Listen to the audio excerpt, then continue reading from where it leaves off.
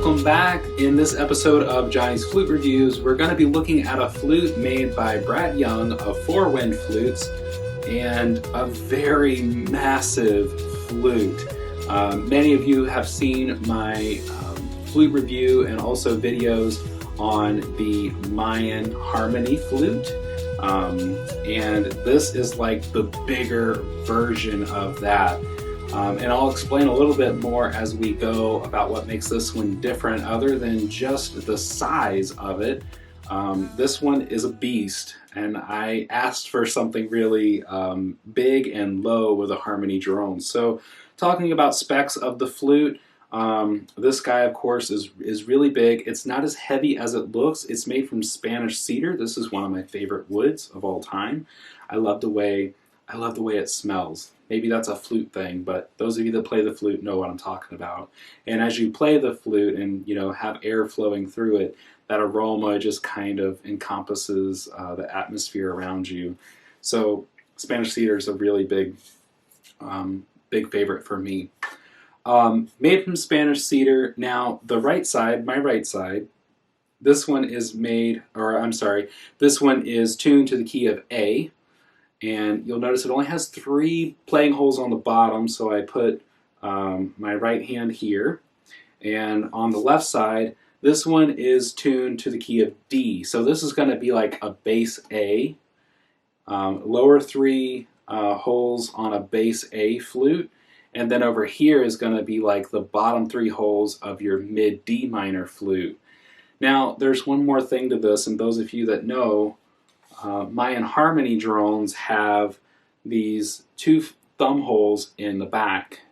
And so what this is, this gives me an extra note that when I lift it, now this can be a little bit challenging because this is a big flute overall, and when I lift more fingers, it's harder for me to hold.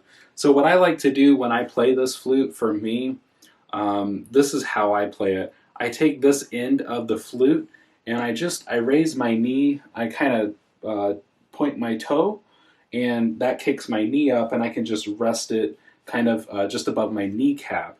That works for me. It helps me hold this, especially as I lift more of the fingers off of the flute. So let me give you a sound sample. I'm going to play one side, I'm going to play the A side, then the D side, so you just get a feel of what they sound like separately. And then I'm going to bring them together to play a little bit. So here we go.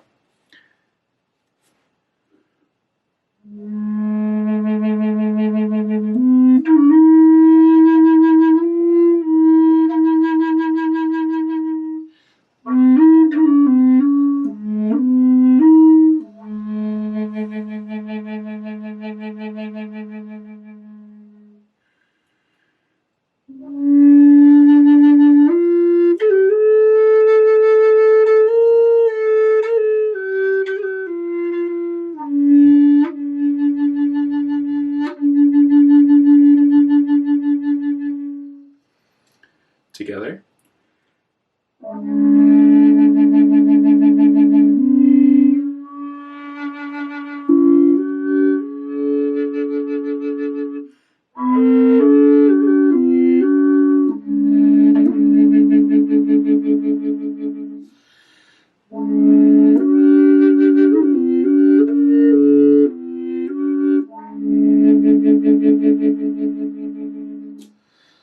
So just a really low, haunting, beautiful sound. I love to play this in yoga and meditative environments.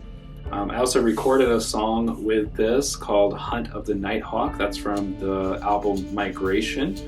And it's a really, really big song.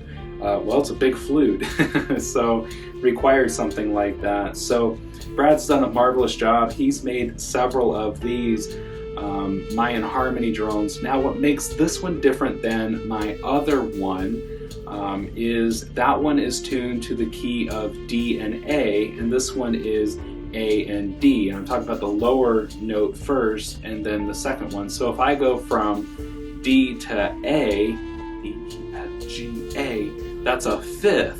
So my other one is a fifth apart.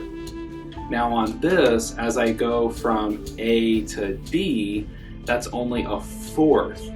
And so the fingering that I do on the mid-range, the D and A, is different than what I do with this one, the A and D, because a fourth apart and a fifth apart, the fingering is going to be different. So your note harmonics are going to change. And so it was a little bit of a challenge at first because I was so used to playing the one that was a fifth apart. And then I got this one, which is only a fourth. And so that was a little bit of a learning curve, but I appreciate both of them. I will say if you're looking for a Mayan harmony drone, I would recommend a fifth apart. Their notes aren't as close together, so it's going to be a little bit more intuitive and harmonious right off the bat. The fourth apart is going to take a little bit more work on your part, and really what it's about is finding what works, but more importantly finding what doesn't work. So you're going to play all these bad combinations at first, but just remember where they are and try to stay away from them.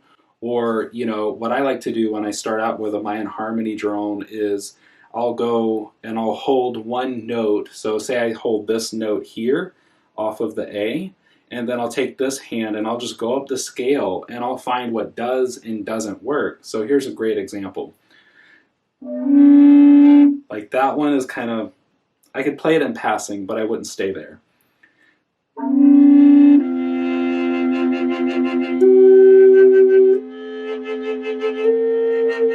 Any of those other ones work, it's just this one didn't.